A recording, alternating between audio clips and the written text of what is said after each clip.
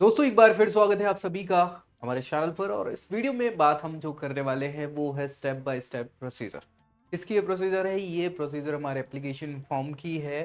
2025 के application form को fill करने के बाद अब जब हम एग्ज़ाम देंगे और एग्ज़ाम के बाद रिजल्ट आएगा, रिजल्ट आने के बाद जो प्रक्रियाएं होंगी वो होंगी काउंसलिंग की प्रक्रियाएं। सो कैसे क्या वो काउंसलिंग की प्रक्रिया हमें उसमें पार्टिसिपेट करना है, क्या क्या चीज़ें यहाँ पे हमारी लगती हैं, कैसे वो हम करेंगे, उस काउंसलिंग प्रक्रिया को रजिस्टर कैसे करेंगे, कितने राउंड्स होने वाले हैं, वो सारी जानकारी जो मुझे लगता है आपके लिए इम्पोर्टेंट होने वाली है वीडियो में हम डिस्कस करेंगे।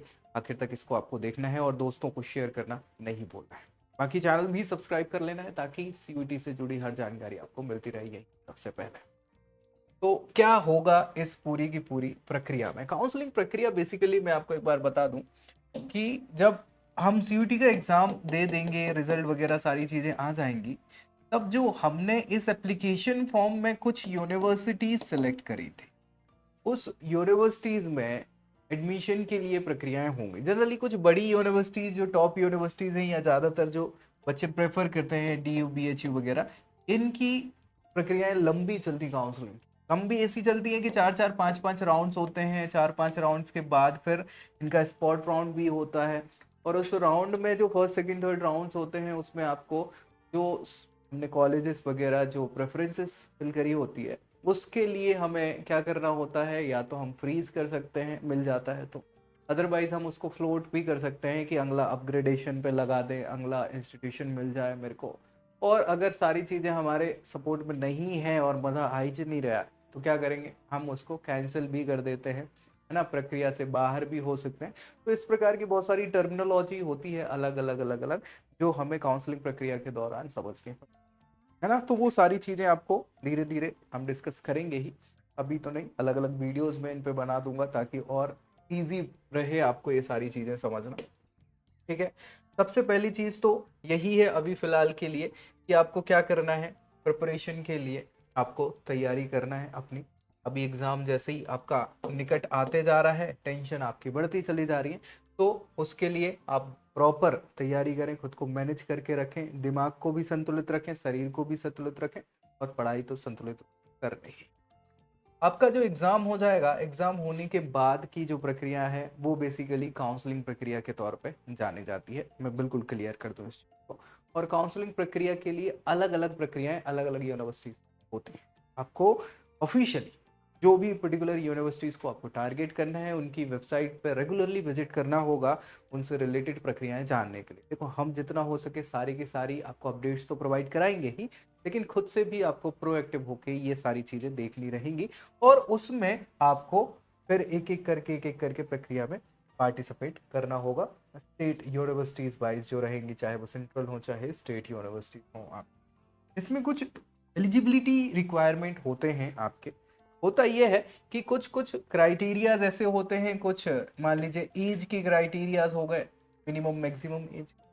कुछ आपके परसेंटाइल की या परसेंटेज की क्राइटेरिया होते हैं। परसेंटेज मतलब आपने ट्वेल्थ क्लास इतने परसेंट से मिनिमम पास करी हो, नहीं करी है, ऐसा। तो इस प्रकार की क्राइटेरियाज अगर आप फुलफिल करते हैं तब जाके आपको क्या हो जाता है कि हाँ, एलिजिबिलिटी आपकी बन जाती है, और वो सारी चीज़ें आपके लिए रिक्वायर्ड एलिजिबिलिटी फुलफिल करते हैं तो आप उसमें पार्टिसिपेट कर सकते हैं। अदरवाइज फिर वो ऑप्शंस आपको नहीं मिलते। तीसरी चीज है आपकी फ्लेक्सिबिलिटी। फ्लेक्सिबिलिटी मतलब क्या?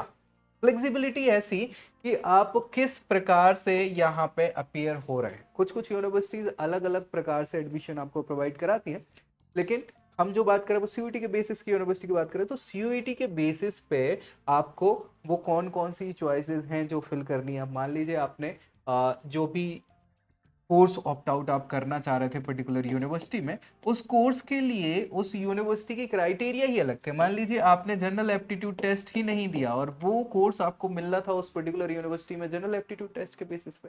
तो ये कुछ ऐसी फ्लेक्सिबिलिटीज हैं या फिर क्राइटेरियाज हैं जिन्हें फुलफिल आपको करना ही पड़ेगा, अदरवाइज फिर आप उसमें पार्टिसिपेट ही नहीं कर पाएंगे। और कुछ भी जो अलग अलग इंफॉर्मेशन समय समय पे जो यूनिवर्सिटीज आपको बताती रहती है, मान लीजिए हो गया कि सीट जो थी आपकी, सीट बढ़ा दी गई है, या फिर कुछ क्राइटेरिया चेंज कर दिया गया है, रिजर्वेशन पॉलिसीज में चेंज आए हुए हैं, तो वो फर्दर अपडेट्स आपको कहाँ मिलेगी, वो रेस्पेक्टिव यूनिवर्सिटीज़ की वेबसाइट पे, ऑफिशियल वेबसाइट पे। हालांकि हम देते रहते हैं सारी की सारी ये जानकारियाँ, लेकिन फिर भी आपको पता होनी चाहिए।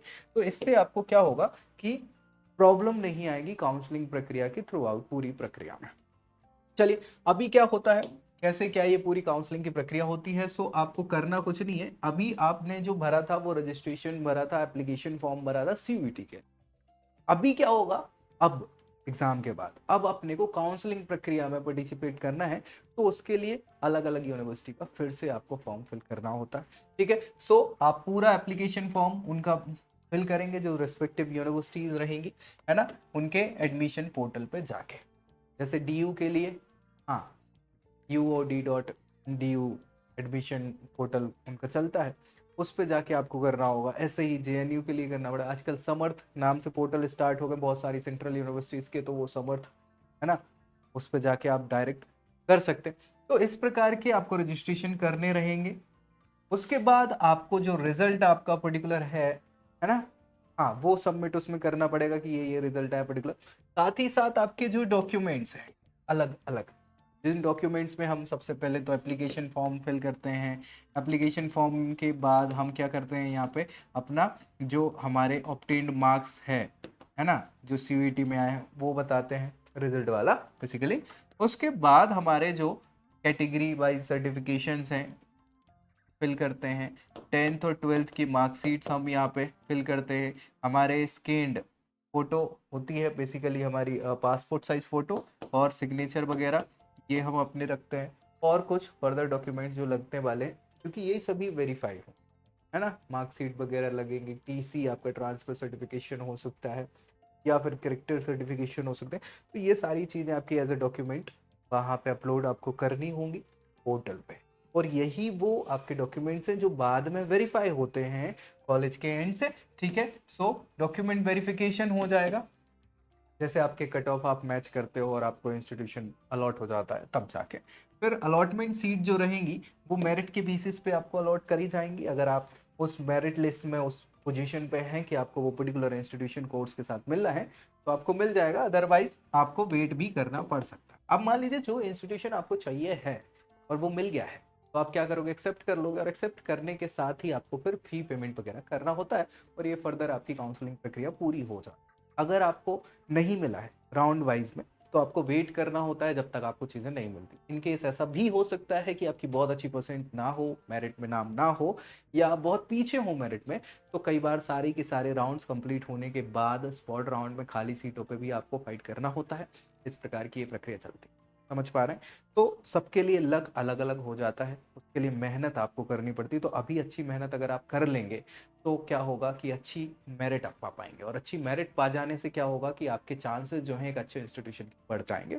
तो आपको खुद से मेहनत ज़रूर करनी है और एक अच्छे इंस्टीट्यूशन को आप पा पाएंगे।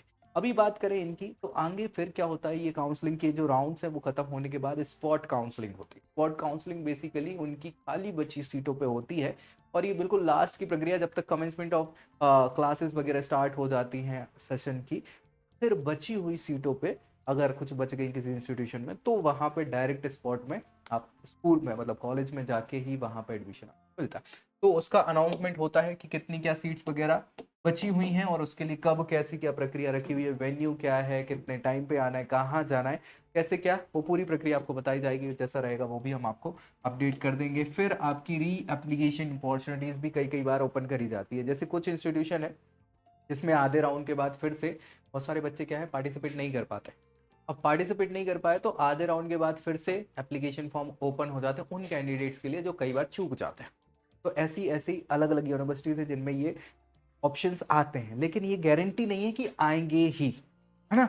बहुत सारी यूनिवर्सिटी नहीं भी करती है, लेकिन हाँ, आपको ऑप्शन मिल सकता है, लेकिन उसके भरोसे बैठना नहीं है। आप तो डायरेक्टली पहले ही से कर लो तो ज़्यादा बेहतर है।